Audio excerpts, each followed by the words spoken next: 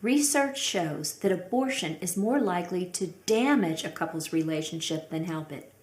Abortion may also hurt a woman's ability to maintain healthy, lasting relationships in the future.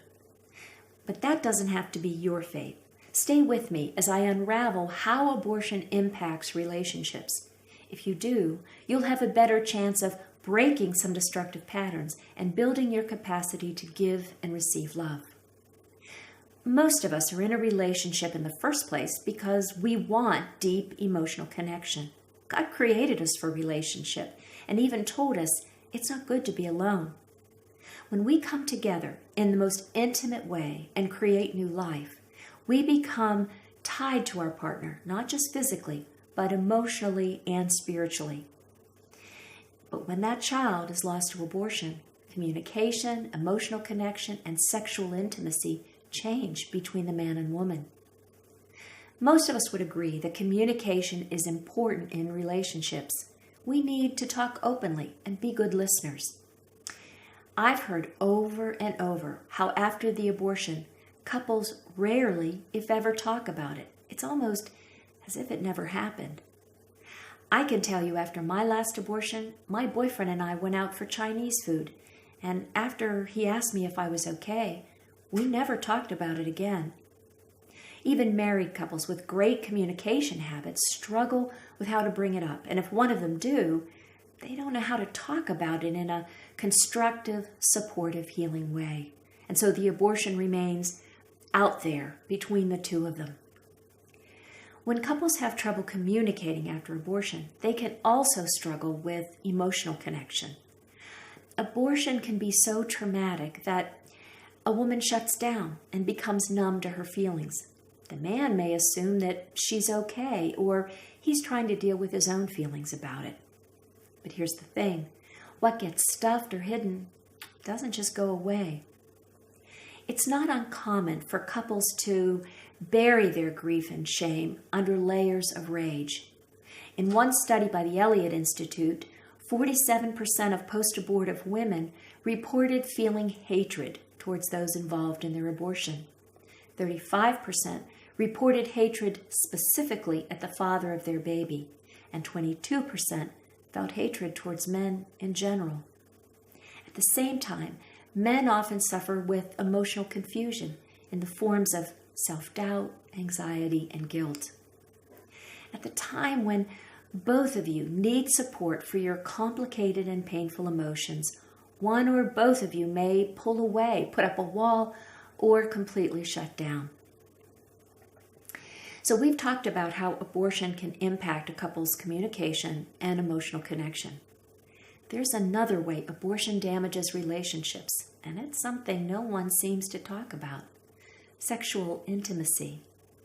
But I'm your mentor, Jane, and this is important. I'm going to share some things that I've learned from Teresa Burke's book, Forbidden Grief, and from my personal experience. Dr. Burke explains that sex is closely connected to abortion, obviously. She writes, some women cope with sex the same way they coped with their abortion, by becoming numb or not present. Some women, afraid of becoming pregnant and facing another abortion, dread sex, while others wait anxiously to get it over with and be left alone. Dr. Burke talks about other connections between abortion and sexual dysfunction for women. In another great book, Fatherhood Aborted, authors Guy Condon and David Hazard speak to the profound impact of abortion on men. I recommend both of these books, and I've put links below for you. So, are you feeling pretty defeated right now? Are you afraid your relationship is doomed? Do you worry you'll never experience the communication, emotional connection, and sexual intimacy you long for? There's hope. I know that because I experienced all of these problems, and when I finally faced them, I began to change. And as I changed, my relationships did too. If you're struggling with relationships after abortion, here's some next steps. It's important to face and grieve your losses and heal your heartbreaks. You need to understand all the emotional impacts of abortion and learn ways to better cope with your emotions. If you're single, pray for guidance about your relationships. Ask God for someone to love, honor, and respect. Someone who will love, honor, and respect you in turn. If you're a couple whose relationship has been impacted by abortion, you can work through your relationship by getting help for both your individual needs and as a couple. I've put some links below to abortion healing support groups to help you work through, express your grief, anger, guilt, and shame, or whatever emotions you're experiencing. Some couples attend groups even if only one of them has been involved in a past abortion. The support and safety of a group environment helps your partner to listen and share in your grief and healing.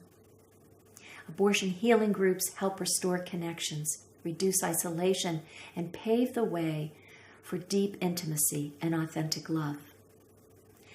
Now, you may be watching and have never told your husband or partner about a past abortion, or you're still single and wondering how you could ever bring it up. If you need help with that, check out this video for some direction. I'm your mentor, Jane, on the journey to a good life with Jesus at the center, even after abortion.